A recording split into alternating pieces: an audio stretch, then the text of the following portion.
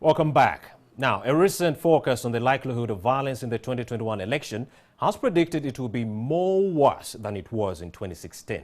The report also showed that election violence affects women more than others. Civil society groups, MPs and other stakeholders are meeting at a national women's conference to discuss ways of protecting women against violence. The meeting is also discussing commercialization of politics as a source of violence. Joining me in the studio to discuss this matter is Stedia Asiimwe, a board member with Action for Development ACFODE. Thank you for joining us on NTV at 1. Now, first things first, what are the main challenges to addressing violence against women in politics?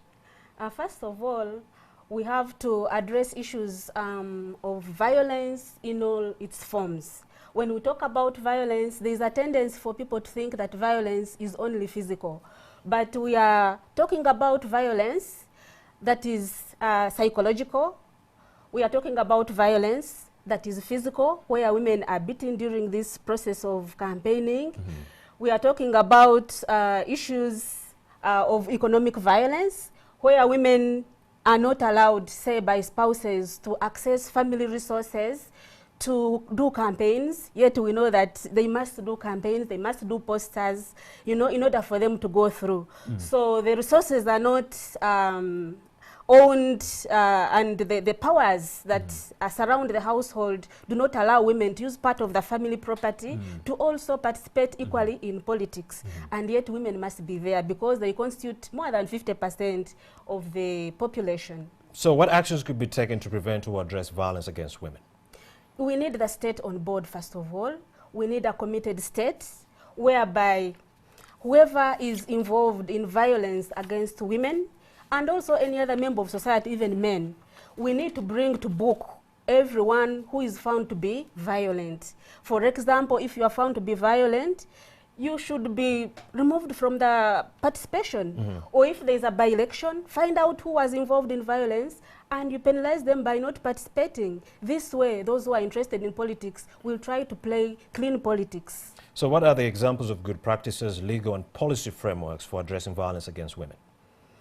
Yeah, the good examples would be like the electoral reform, electoral reforms, whereby women are given equal platform to contest with men, but we very well know that the ground is not leveled for the women. So we need to protect them even more than the men while participating in politics because they are a soft target for violence. Yeah? I understand. In your view, what further measures could be taken to address violence against women in politics to accelerate gender equality and political empowerment of the women? It has to start from the family. We need to sensitize the whole public to support women, starting with their spouses. They should be supportive. For example, it is common for the women to be denied participation by the family members, by the relatives, which does not apply to the men.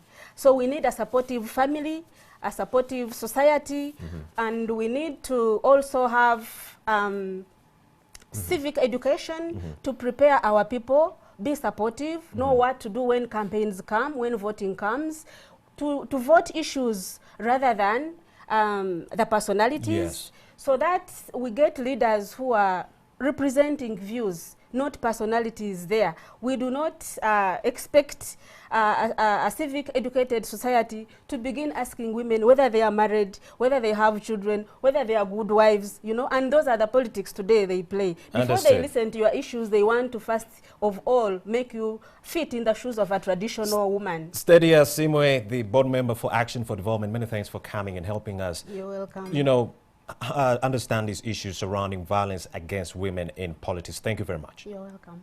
Well, you still